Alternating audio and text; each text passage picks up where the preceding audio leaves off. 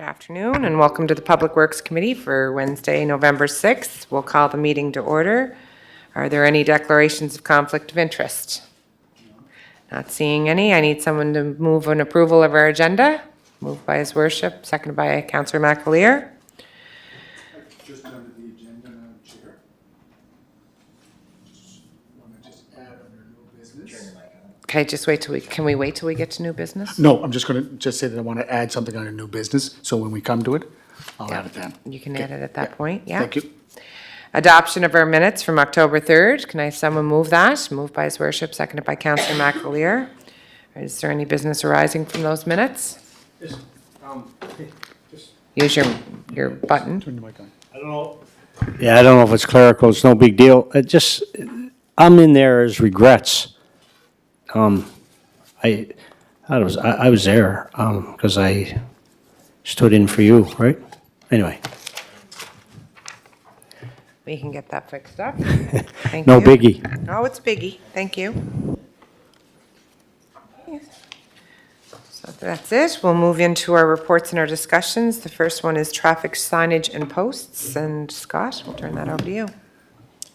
Thank you, Madam Chair. So every year we go through for a large order that a purchase for street post and signage. We stockpile a large number of signs that we use throughout the year as they get damaged or go missing or need replacing. So this is that order. We are recommending to award to two separate companies, which we have done in the past. We've broken it out into the traffic and street name sign signage, and we were recommending to award that to Martech Signalization. And then the posts, so the posts and all the hardware to put in the ground to the other company, which is 9030-5814 Quebec Inc. Pretty straightforward. They were both the lowest bids. Is there any questions on this particular tender before we put a motion to go to council? No? Okay, so you're willing to move that to I'm moving council? it, Moved yeah. by His Worship, second by Councillor McAleer. Okay, we'll move that on to council for approval. Thank you. On to number 2, a Grafton Street Master Plan. Thank you, Madam Chair. So last year at budget time, we talked about this, doing a master plan. So it's reviewing all the infrastructure for public works on top of the ground and how we can better utilize the public right-of-way to better handle traffic flow in and out of the city, as well as give everything a facelift and augment the services that we're providing to the city. This is kind of similar to what we've done with both University Avenue and North River Road, which is in the final stages of being completed. So we've received 5 submissions. They were reviewed both on the technical score portion out of 85, and then also there's a financial scoring portion at a 15.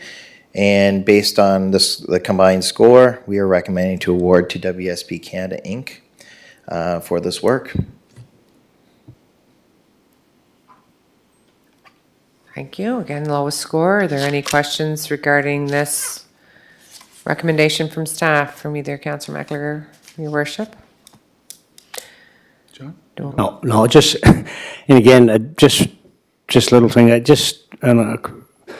a couple of the scores there, anyway, maybe it's an Excel thing, but like 91, so it was 82 and 11, I guess it'd be 93, and then the second one doesn't add up either for total overall, but the rest do. But anyway, don't imagine that, I'm assuming that it doesn't impact anything.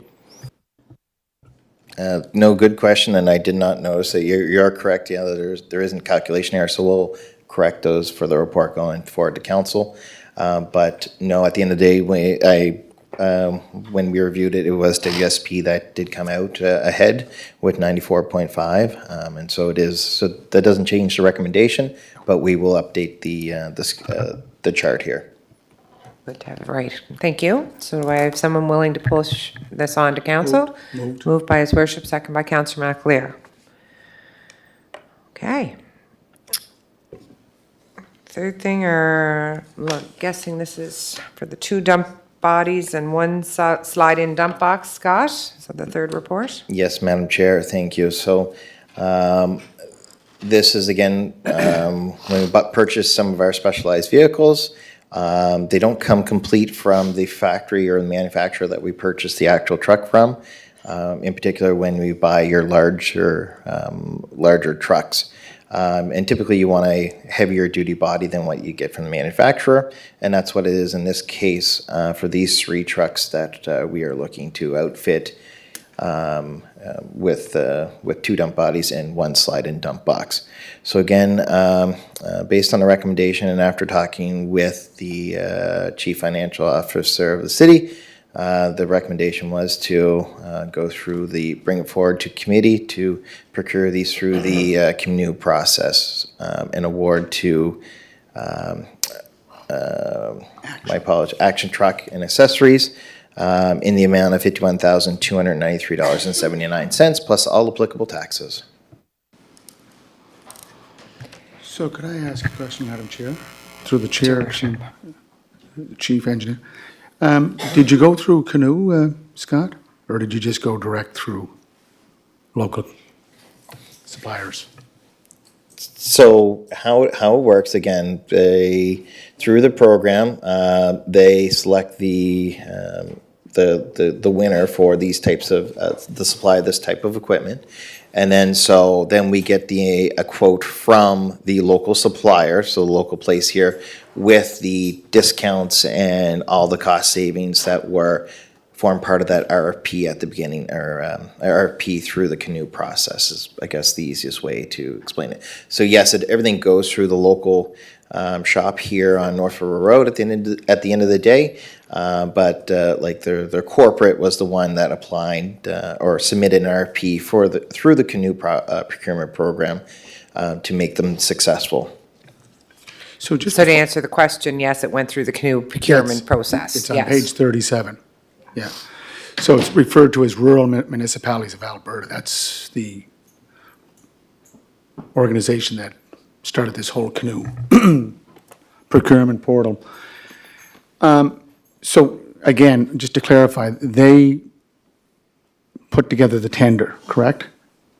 And they send out the tender. So I guess this is the route we're going to take for all our services or materials or product. Is that correct? So again, as I mentioned, we did confer with the CFO for the city, and he recommended that we bring this forward to this committee to review through this process. I did ask the question because I know there have been a number of questions at council, what process that we should go through, but the recommendation at the time was to that this is an acceptable program because it is a public tendering or public RFP process. So it does meet the criteria for a public tendering process that our policy requires.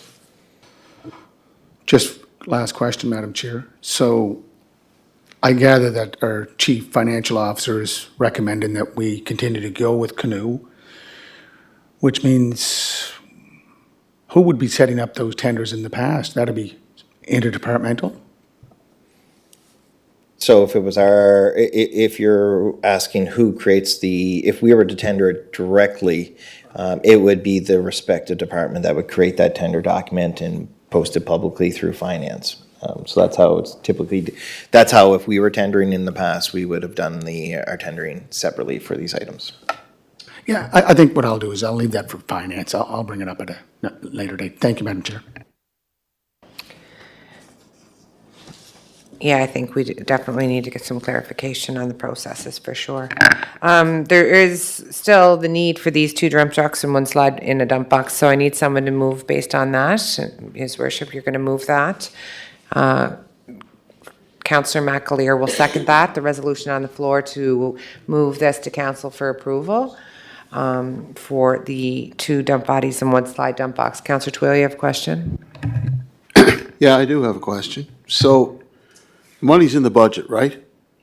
So, if the money's in the budget and it's not a new, it's not something above and beyond, for example, we're not asking for new money's in the budget, why does it go to finance? That would be because finance does the tendering, right? Wouldn't that be why it goes through finance? Finance takes care of the tendering process? Well, it was already executed, right? It did go to tender, correct? Yes, Okay, so okay, well, so- the so matter the went to public RFP. So the yes. process has been followed. So my question is, why does it go to finance? Like, Well, I'm gonna allow why is Danny it- to answer that because Why he's is here. it, why is this like, Scott probably wouldn't have that. no, Danny? no, okay, before I get to that, or before we hear from the CAO, it seems to me it's redundant. And too often, a standing committee, like Public Works, will make a decision, then it goes to finance, and then it gets overturned. I find that very troublesome. I really do. I'm not saying it's going to happen in this case, but my question is, if the money's in the budget, why does it go to finance? Let's get an answer. So, Danny, do you want to maybe answer that question as the CFO? Thanks, Chair. I can take a stab at it. I do think there has been a practice of bringing all of the tender awards above 25,000 to committee, and I think there's been some inconsistency in whether it just goes to the committee responsible, the standing committee responsible for the purchase, so a Parks and Recreation purchase or a Public Works purchase. I think some of them have gone directly from the committee to council, and others have gone to the committee, Parks, and then on to finance for approval. So at the last finance committee, or a couple of finance committees ago, I think there was an indication of a wish to bring all of the tender awards through the finance committee as well. I guess it does beg the question of whether or not tender awards, if they are in the budget, they've been approved in the budget, they're within tender, within the project budget. Whether in fact that budget approval is council's approval, which would normally be the process in most municipalities, but it hasn't been the practice in Charlottetown. It is somewhere I think would be helpful for Charlottetown to move towards as we build our procurement framework with the new procurement bylaw, that if a purchase is budgeted for, the procurement has happened as in accordance with the procurement agreements and the bylaw that's in place, then there's probably no need for it to come to council. But again, that would be council's decision to make at such time as we revise or establish the new procurement bylaw.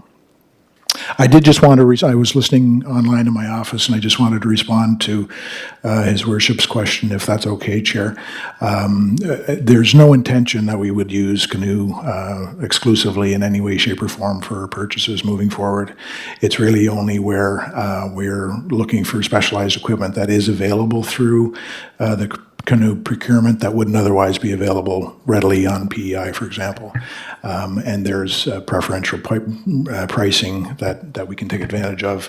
And also it saves our procurement people and the department staff from going through designing a tender document, the advertisement, evaluation of tenders, and so on. So it's a saving both in terms of the acquisition cost, but also the administration cost, and meets both our procurement policy and the procurement agreements that we're obligated to comply with. Madam Chair. Yes, Your Yeah, Worship. that's why I would prefer to leave this to finance, because I think there has to be a broader discussion about the portal, whether it's the rural municipalities of Alberta or it's Canoe. I think that's the greater discussion we have to have. So I'll leave it until then. Thank you.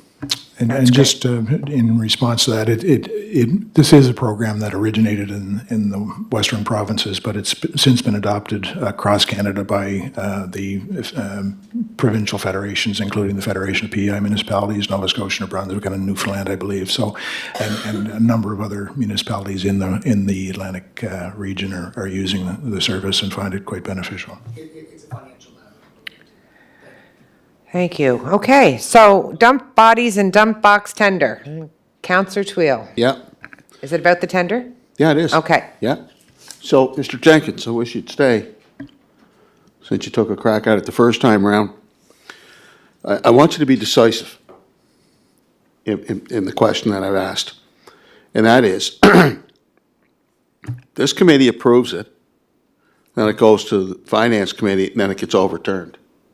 So, to my mind, there's a lack of consistency, right? There's a lack of consistency.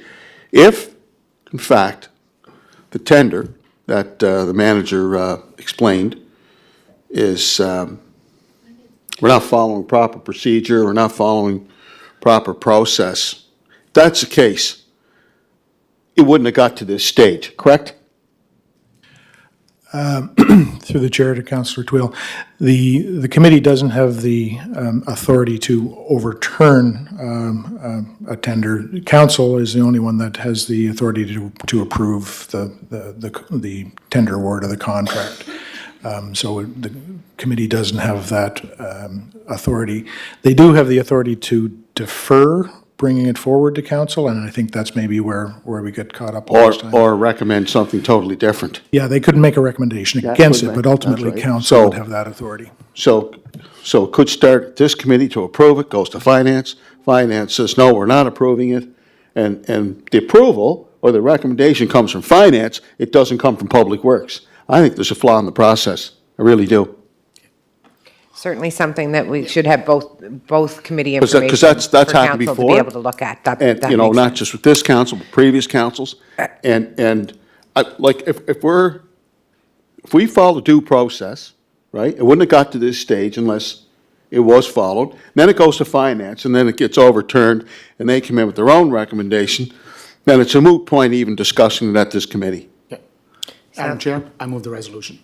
Pardon me? I move the resolution. Okay, and I know Councillor Bernard wanted to just speak, and he had asked permission for me to speak. We'll get someone to second the resolution. Councillor McAleer, you're comfortable seconding the resolution to go on to council? So I'm going to invite Councillor Bernard just to respond. I know he'd asked me for permission to do that, so go ahead, Councillor Bernard. Yeah, no, the only thing I was going to say was, and it's always been in the past, and if you look, finance, audit, and tendering is a responsibility of the Department of Finance. So in the past, all tender documents have gone through finance before they're approved by council. And their responsibility is to make sure the tendering got done properly and the funding is in place. So it would normally should come back to finance anyway. And I mean, if you go back a number of years, Mitchell, it was always signed off by Chair of Finance and the Chair of whatever the department of tender was going through, whether it was Parks and Rec, whether it was Public Works. But Finance Department needs, and that's why we ran into this problem last month or 2 months ago with a lot of questions on the tendering. And they had to go back to finance to get those answers. Because it should have went to finance. Because they should run through the proper committees. The good thing is our CAO's here, and hopefully they're hearing that we need to tidy up our processes with how we want to do some of these things. But I think we're going to go back just to the tender. That's not really a discussion on today's, are we approving the Well, it tender is a discussion. application? No, it is a discussion.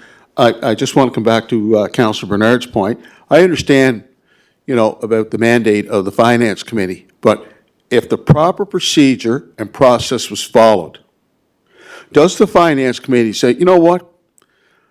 Even though it was properly followed and the procedures are adhered to, we're going to change it up anyway and recommend something totally different. Is that due diligence in terms of process starting at recommendation comes from the finance or from the manager of Public Works, comes to this committee, right? Clears it with the director. He's involved to make sure that everything's copacetic. Comes to this committee, goes to finance, and even though proper process was followed, well, we don't like it anyway, so we're not going to recommend that to council. I do find that troublesome. I really do. And I Yeah, agree and with I- you, Councillor Twill, that there's work to be done, but we also have the chair of the Finance Committee here, so we're not going to spend time right now battling the processes. Right now, we've been told that the process has been followed. And I can't recall finance going through something and making changes because they didn't like it. If there was any changes ever made that I recall, it was because of a process that had to be followed. But I don't recall a tender coming up and somebody didn't like it and they make changes to it when it's already been approved or all the process has been followed. I can't give an example of that Well, the good thing is that there are 3 members of our Finance Committee that are actually here today, so hopefully that will be a discussion that will happen. I'm sure you'll bring that up, Your Worship, and we can look at how we want to better do the processes, because I agree that if we're making a recommendation here, the money's been already approved in the budget, then that should be who's awarded the tender based on the Resolution on the recommendation floor. from the staff. I call the question. The- Call the question. Thank you. Thank you very much. Question's been called. All those in favor of moving this forward to get approval from council? Thank you. 3-0, Amber. That's great. Okay, we're moving on to the parking strategy, municipal parking management strategy update. Scott? Thank you, Madam Chair. So back in May of this year, we had issued a RFP document looking for a consultant to assist us in developing a municipal parking management strategy for the city. When it closed, we had only received one submission, and that submission at the time, the proponent did not meet at all the technical requirements to be considered further, so they were disqualified. Since then, we had gone back, we looked around to try to find 3 companies that have all done this, have the capacity in their organization, have this team that can do this type of work, and we found 3 companies that all had the qualifications to do that. So we invited them, each of them, to submit a letter of offer to do the work based on the conditions that we had set out, with some minor changes, of course, to make it fit for their schedule and our budget. So we reached out to WSP Canada, BA Consulting Group, and Stantec Consulting. All 3 of them said they would be interested in submitting an offer or a quote to do the work. And at the end of the day, unfortunately, one was unable to submit at the end of the day, but we did receive 2 qualifying quotes, one from WSP and one from BA Group. Both great. Both are very well respected in the consulting industry, especially in the parking area. And we compared what they're both offering to do the work. They were offering very similar value in terms of the work that they were going to do and the submission that we'll get at the end of the day. But the WSP came in about $17,000 less than BA Group, so we are recommending to award this work to WSP Canada Inc. in the amount of $68,790. And please note, we have done this in the past when we were unable to get any proponents to submit or any qualifying proponents to submit at the time of closing of an RFP, where we have gone out and seek 3 qualifying quotes from local consulting firms, I should say, that can do the work that we're looking to do. So this is in line with past practice here at the city. Sorry about that. Okay. So you're recommending that we go with WSB for this strategy, for this consulting work? That's correct. Okay. Are there questions? Moved by His Worship, seconded by Councillor McAleer. Are there questions on this, Councillor McAleer? Yeah, I don't know the chair, if you'd have a sense of this, and perhaps I'm guessing maybe the manager, just on the strategy and the sort of information. I know sitting on the DCI board, parking is a hot topic, and with that board for obvious reasons. Do you expect with the work that'll be done on this, in this case WSP, will they be addressing and looking at, or do you know parking authority? Is that It's a good question, Councillor. So the goal for the paper will essentially give us a bit of a framework on how to move forward with bringing our parking into the 21st century, and that would involve recommendations on expanding parking. What areas of the city should we expand parking to, and how can we do that within our current environment that we have? They'll talk about, they'll do a review on the financials of things and where we are in terms of, money was generated from parking and what, how much should be reinvested to ensure the longevity of our parking structures. And that could lead into recommending a parking commission at the end of the day to manage that because it's getting to that size. We are starting to see that where our parking is starting to get to a size where it needs a bit more focus on it than a few individuals here at City Hall kind of working on it together. So these are some things that will be explored. They'll be looking at what other communities do of similar size and how they manage it as well. And they'll be taking those best practices and making a recommendation to the city for our adoption and implementation in the future. So, yeah, historically, don't have any history or knowledge, but is it something, to your knowledge, that's ever been, does anybody know in the room, has the idea of a parking authority ever been discussed, or has anybody ever gone down that road? Another good question. Other than it being talked very high level, I don't think it's never, not that I'm aware of, it's never been to a council floor or committee floor for discussion. I think it's just been, there's a number of different departments that are currently involved in it. Economic development kind of sets the rates. Public Works, we look after the maintenance and installation of parking structures, or of parking meters, I should say, and all the lines markings. We have CADC, who's kind of manages our parkades. So we have, and police who do the enforcement. So it's been a number of individuals or groups of people who have been involved in this. And yes, it's been talked about, it should be centralized in some spot because of the sheer size and that has gotten to. And it is an area that does kind of get overlooked in terms of, making improvements, because we know what happens over time is we do lose parking spots, but are they getting replaced? And we haven't looked at the growth of the city and how much more parking do we need to add downtown, or what are some other strategies that we can implement to encourage, parking in specific areas of the town or things like that. So I think it has been talked about just kind of behind the scenes, but nothing formal has been brought up at any committee or council level. Madam Chair, I don't know if it's, if it's something, I would assume that if it was explored or opened up for further discussion or debate, or that it would be the Public Works Committee where that.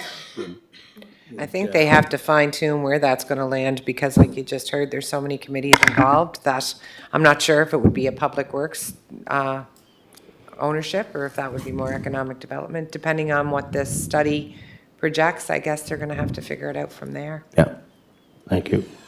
So, Madam Chair, through the chair to the chief engineer.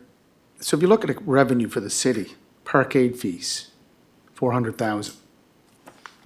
You look at police revenue, parking, they're budgeting what was 1.3 million last year. So now remember, if you create a parking commission, okay, these revenue sources get transferred. Okay, so you have to take that into consideration. So that'll affect the police budget and the overall budget because of two line items, parkades under general revenue, parking under police services. And that's one point. The second point is, I think we tried to send this out before, and as you said, we didn't get any bites on it. Did Canoe put together the second round, or did you get someone else to do it? Or did you do it in-house? Or did you use the same? So two questions. Did you get Canoe? Or They invited.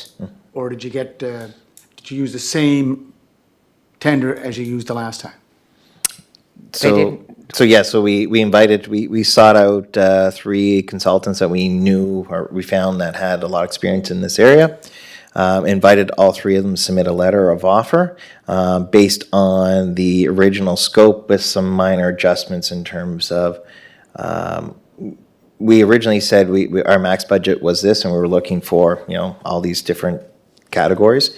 Instead, we said, okay, keep it roughly at the budget of 70,000 is what we said, is what we had originally budgeted for, and tell us what you're able to do with that 70,000. So we did a slight change of that, just to make sure that they were comfortable submitting a letter of offer to us. And WSP pretty much was able to do everything that we wanted to at the end of the day. So we were very happy and satisfied with their submission through this process. And all that discussion will happen, Your Worship, once the recommendations come up, right? I mean, we have no idea. They might not recommend a parking strategy. They might recommend a parking strategy. So I think that's what this is. It's to get. Well, I don't know. I just know that the DCI is keen on creating a parking authority, which would take away, under general revenue, 400,000 plus in parkades, 1.3 million in police services. And then the whole layout of it is no longer our responsibility, which means that we could be putting parking meters everywhere, i.e., let's say down in front of the Jones building, down in front of the Shaw building. So again, parking is essential for any downtown, and I believe that a parking strategy is very important, but I'd like to see that we have a lens that we look at all the options.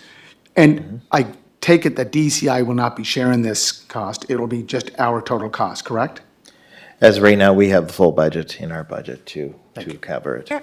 And it'll be just good information, and then we'll have lots of great discussion. So do we have someone to move this on to council? Moved? I have a question. Okay, let's get the resolution on the floor first. And you second it? Okay, now the resolution is on the floor. Councillor Twill. Yeah, I think we got to be careful about farming out, responsibilities that are mandated by City Hall, because, as was pointed out, we collect the fees through different departments. That's taxpayers' money. And what I've found over the years is too often we're farming out responsibilities that should be executed by the city of Charlottetown as opposed to, different corporations. All we do is sign the checks. We have no say. Residents are saying, they're frustrated. If there's to be a commission, I think the commission should be an in-house commission. Representatives from the police department, fire department, economic development. That would centralize things, the experience, corporate memory, all that is there, so that, we're directly responsible. Council makes a decision at budget time, and we're directly responsible as opposed to farming it out. Because once you farm it out and decisions start getting made, I can guarantee you there's going to be some unhappy members of the business community, and there's going to be some unhappy members of the public at large. Because, to say, well, we got nothing to do with it. What do you mean you got nothing to do with it? You farmed it out. Well, we farmed it out. Well, they're not interested in that. They want to deal with the city of Charlottetown. So All we're farming out today, though, is the study to see what are the solutions. I understand Yeah. that, but that discussion was discussed here now. Yes, I know. Chair of we could Finance try. brought it up. The Mayor alluded to it, so I just wanted to bring a little bit of clarity here. You got to be careful, because, you start farming things outside of City Hall, and then the trouble starts, questions are asked, and we can't answer them. Well, we got nothing to do with it. What do you mean you got nothing to do with it? We got everything to do with it. So I just wanted to bring that caution to the table. Thank you, Councillor Twill. We'll have great discussion. So I think what we'll do is we'll just move this to council for discussion, and then we'll look forward. If council supports the study to be done, there will be lots of work to be done as based on the recommendations that come in from the consultant. So are we good to move this on? Questions called. Everybody is in favor to move this on for that? Perfect. Thank you. So the last thing that is on our agenda today is the speed hump policy discussion. And we've invited Councillor Bernard here today. He had brought up some concerns that he wanted some sober second thought for. Council approved a temporary speed hump policy not that long ago. I can't remember. In your package, you also received the warranted criteria and installation guideline package that was provided by the department. That has been kind of how they've determined and what the process has been to get speed humps for our city. As well as you should have received a document of where speed humps are currently located in the city. And today, Councillor Bernard would like to have a minute to talk about how the density of some streets factor into the decision-making and council approving the 75 more humps, which equates to the amount we currently use. So we're going to give you a chance to just kind of talk about what you want, and then we'll let staff bring that back and come back and present something else if needed. Thank you, Madam Chair. Won't be too awful long. I see you ran your meeting in a half an hour, which is darn good. So, anyway, thank you for the opportunity. I did ask for this, and I think there's some information that wasn't part of the decision before, which is why I wanted to bring it back to committee. So if I can start off, I just want to read a little clip out of your package, actually. It's on page 97. And it talks about the advantages of speed humps. And so it says, it has been proven that speed bumps are effective in reducing speed of motorists as well as reducing the severity of vehicle-pedestrian collisions, particularly those involving children, which is really important in my area. This benefit is significant in helping create safe, pedestrian-friendly communities. Understandably, residents desire that this benefit of speed humps, especially when there are young families in the neighborhood, is often the balance between the benefits realized for having reduced traffic speeds and the disadvantage of speed bumps. So I just want to read that off because, obviously it shows that the speed humps do work. It's why people request them. They may not work everywhere. One of the other things that I wanted to know, Madam Chair, and I think I asked you a couple of times, was, we had a policy in place. The policy seemed to be working, and I'm wondering why we had to go and revamp it. The only thing I can see from it now is that at one point we had 75 speed bumps, and I think, correct me if I'm wrong, I think staff wanted to keep it at 75, but correct me if I'm wrong. Where did the policy come from? Why did we look to change it? My first couple of questions. In other words, who was pushing for it to be changed and why? Well, I think that was more of an operational thing. There was more and more requests coming in for speed humps, from my understanding. Basically, manpower to get these bumps down. Also, many that were in place were kept in place where they felt some of the areas might have been in a transitional stage where they might not have been required anymore based on changing demographics on certain streets. Yep. When they brought in the exact criteria and installation guidelines, I think there were many speed bumps that were placed within our city that definitely didn't meet the criteria that was proposed. So I think what they thought at that time is that they'd look at the whole program. But I will allow the staff to correct me or provide more information, but that was my understanding why it was brought to committee. Scott or Joey, if you have anything else? Madam Chair, so that was part of it. The other part we did over the past number of years, we've had various councillors ask for a review of it, looking at, the share and the placement of speed humps, and so there was a number of factors why it came to committee and then again on to council for final approval. Okay. So having said that, has there been any elected officials asked for a speed bump that couldn't get it because we didn't have any? Like, I can understand that there's policies in place where can and can't go. Understand it, need it. Was there a problem with elected officials asking for speed bumps and couldn't get them because there was none? Was that an issue? I'm going to turn that right to the operational because no one's Well, asking just me. running through. Yep, no, I appreciate that, Scott. I can't recall, not an elected official. We've had a few requests from the public asking for speed humps, so there was a few outstanding ones that we didn't have additional speed humps for. And then we also get the other issue is too, we do over time as the neighborhood demographics change, Yep. you start to see some residents ask for it to be removed. So that was another factor and that's why we factored it into our recommendation for the new policy, was they should be looked at after so many years, because again, the demographics change. Homeowners move, it's not like you used to. You'd stay in your family home for quite some time. Now people move around a lot. It just, every street is changing quite quickly. So we did get a lot of complaints of them over time, and we have had to remove a few over time. But we just didn't have that policy around the decision-making piece on what that trigger was to have them removed. Or to not put them there again for the following year. Yep. So those are some other factors and No, some that's that we good. tried I mean, to incorporate. we've had them in Ward 10 for quite a few years. It was the first ward to actually start putting speed bumps down. I recall probably getting close to 20 years now where we were looking for police to buy them, and they wouldn't buy them, so Public Works ended up buying them. Tested a number of different models till we have what we have today. What I'm more concerned about is, I guess, so now we've increased it to 125. We've got 50 more speed bumps. We've always only had the 75, so we have 2/3 more than what we've always put down. Lots of speed bumps. My concern is, I don't believe, Scott, that when the policy was made, that density was part of the criteria. I think you just looked at the amount of streets, the amount of pavement in each ward, and then divided the pavement by how many speed bumps should go per ward, correct?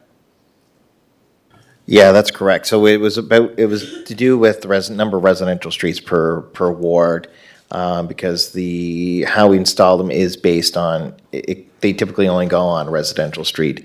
Density is something that is a bit challenging to figure out, because now you're starting to see too, where you have more homes, you might give it a lower density, but it's a single-family home that sometimes has 5 cars sitting out front of it. So that's a hard thing to Yep. incorporate. As well as during our research, we never found any similar policies that did about density. There were some out there that said, it was based on number of residential streets that we could find.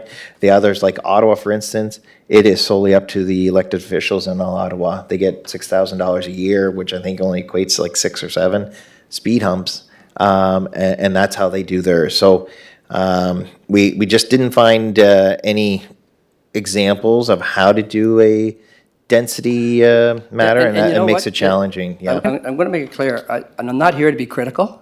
I'm not, that's the policy you went with, that's the best information you can find at the time. I just find that for Hillsborough Park, density plays a big role. And I think when you look at the policy and you look at where we're placing them and not placing them, when density is not looked at, we're going to end up, I know when you look at this and you say, well, there's 22 or 23, there's actually, it says 23, there's actually 22 in Hillsborough Park. Well, there's 22, and there's the other 28, 4, and so on. Well, there's a reason for that. I think you're going to meet criteria though, Terry. You look at a minimum street traffic volume between 500 and 2,000 cars per day as assessed by Public Works. There would be that through Hillsborough Park. So I think that's... There would be what? There would be that many cars traveling in through Hillsborough Park. Like, there would be a lot of traffic.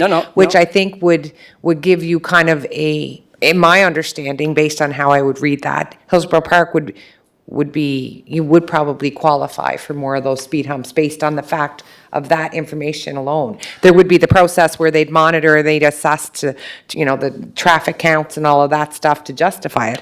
If you look at Bridle Path, maybe not 2 on Bridle Path, which is a dead-end street, which doesn't qualify. Well, I think, just let me finish, because I think I'm going to get to that.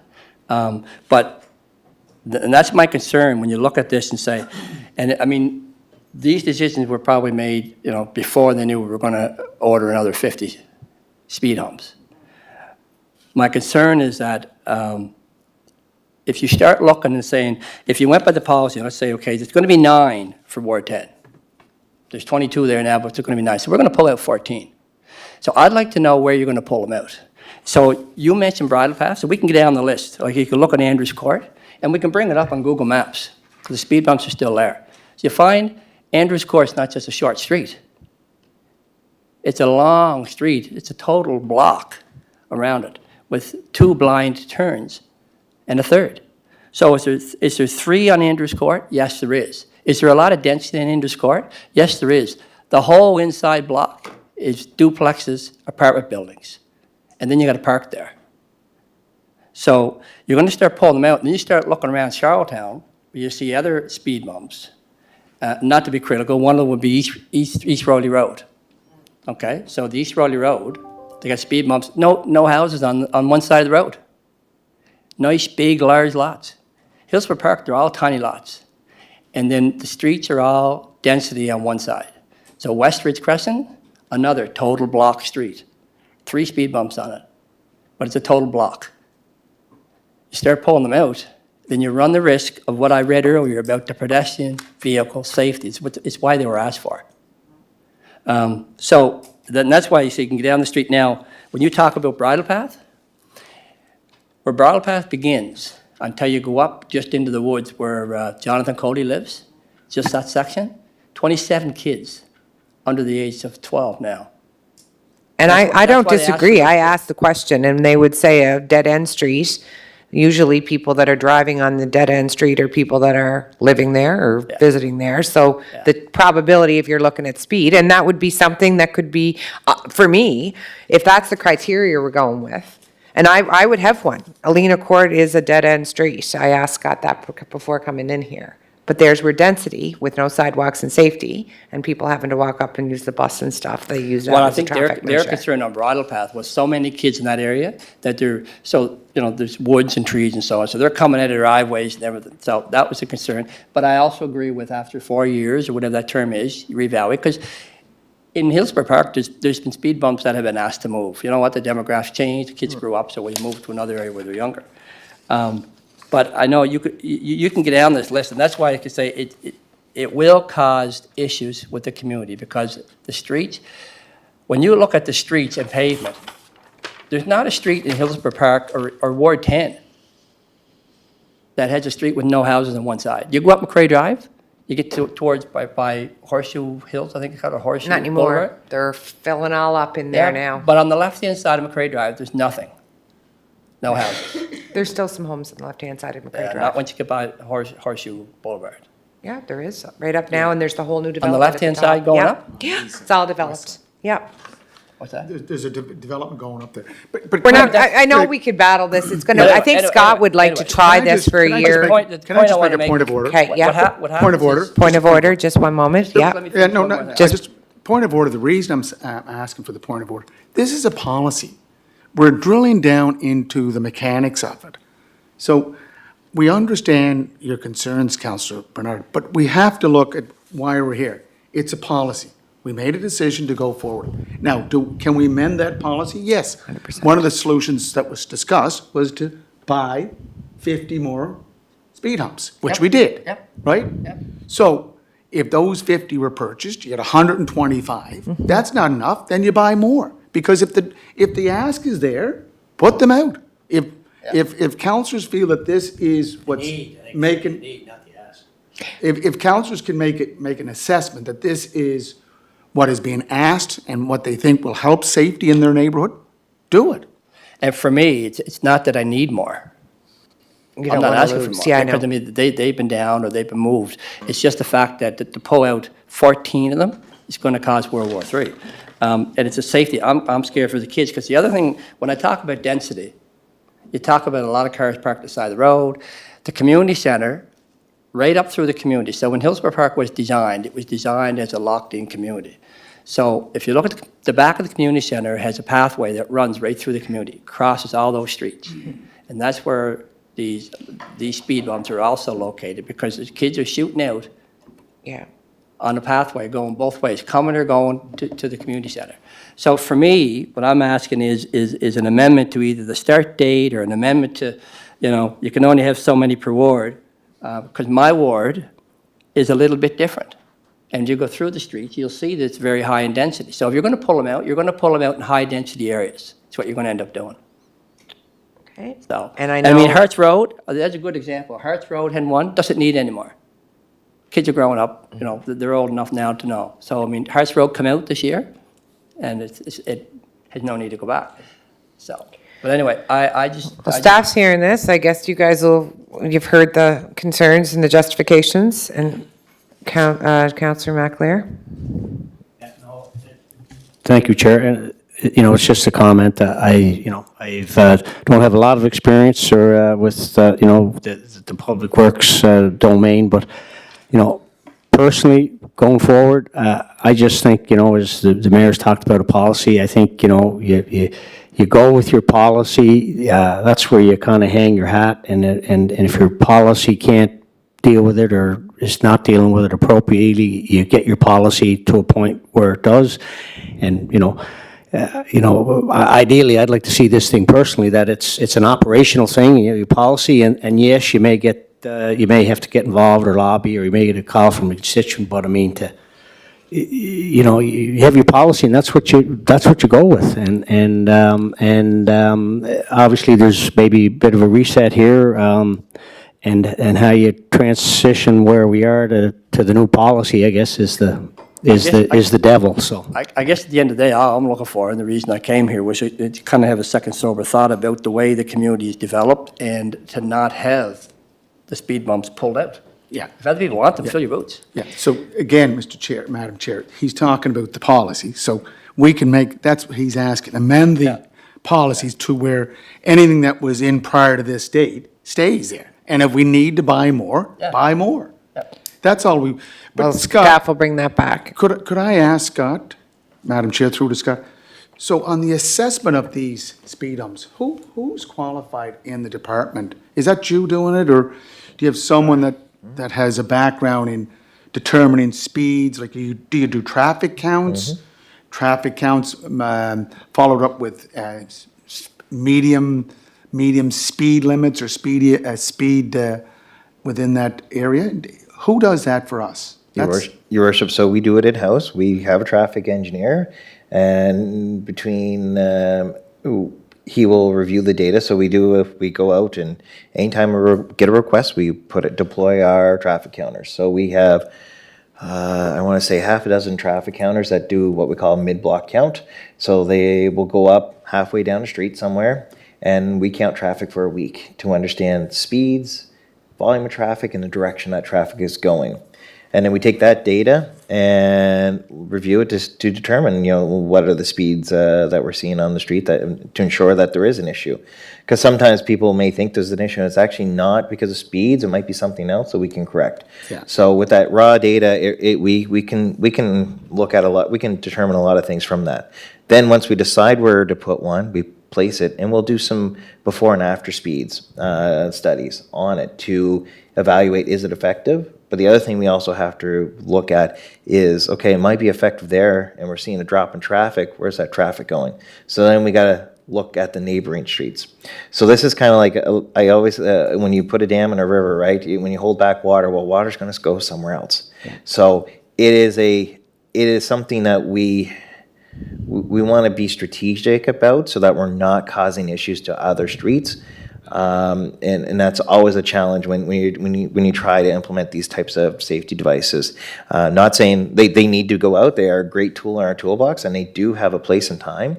There are other tools in our toolbox that we have already started implementing, and we hope to start doing a lot more in the coming years as we get more budget and can do that. And combined with all those features, we think we can really tackle some of the speeding issue on some of these residential streets that we're seeing. Yeah, So it's going to be iterative, and it's going to take a few years for us to get there, but I think we'll get there for sure. But the issue for me is, let's amend the policy that anything that was in at certain date, let that stay. Anything that we have to build on, we buy more. Thank you. Yeah, so Councillor my- Bernard, your last point, My yeah? my last point, I just wanted to also highlight that, I'm not sure if people realize this, but, so River Ridge subdivision, Riverview Estates, all that section there, they all use, obviously they use Patterson Drive to get out. Anybody from the hospital that's not going towards Stratford, a lot of them don't bother going to the lights and going to the bypass with all the traffic. They'll go on to Acadian, up Patterson, up 100 Lane, down North Ridge, get out onto the roundabout and go. So they're racing through there as throughways. So that's something else that doesn't really get involved when you're talking about the policy. And so that's why, to me, it was important to come here and run it by Public Works. And so hopefully we can, the only change, like I say, I'm looking for is just the speed bumps that are there stay. They can be reviewed whenever the policy says, but. Thank you. Yeah. And I'm looking forward to the more permanent ones as we pave roads. That's what I want to see, more permanent solutions, so we're not having to discuss who's put up and down. Yeah, we've had Yeah, those. They haven't there's worked some out. good, They don't work too well. there are some good That's ones why they took them now. out at the When I Walmart. was in Halifax, I feel like I'm on a ride. Thank you, Madam Chair. for You're the welcome. opportunity. So we're under new business. You have something you want Yeah, to I just discuss want to at the give a next notice, meeting? Matt. Yeah. This, again, Madam Chair, through to the chair, to the chief engineer. Again, it's the automated vehicle locators. I just want to get some more information on that, Scott. If you could just bring that up to us at the, like, I've been with the understanding that the equipment that we're using now is only for that type of, that type of equipment is only for that company, so any competitor would make it difficult. The other thing is, the other matter is the maritime electric issue with the construction of the Eastern Gateway Big Dig. I know that boats were being moved from different parts of the city down to the Quartermaster Marine, and some damage was done to lines. So again, there's a legal issue there. Could you, I think you were CC'd on the email, and if not, I'll forward it to you again. That Thank really you. wouldn't have anything to do with us here, though. That would be more something you'll follow up with, right? That wouldn't be a policy or It's procedure. It's an operational matter, and Yeah. I can give more of an update, and our director has been involved and. That's Yeah. right. No, I just mean in that it won't have No, to no, go no, back to that's- committee because it really has nothing to do with us here at committee. Thank you. So, thank you. Okay, so the last thing on our agenda is I need someone to move to adjourn. Moved, second by Counselor Twill. Thank you, everybody. Have a great night.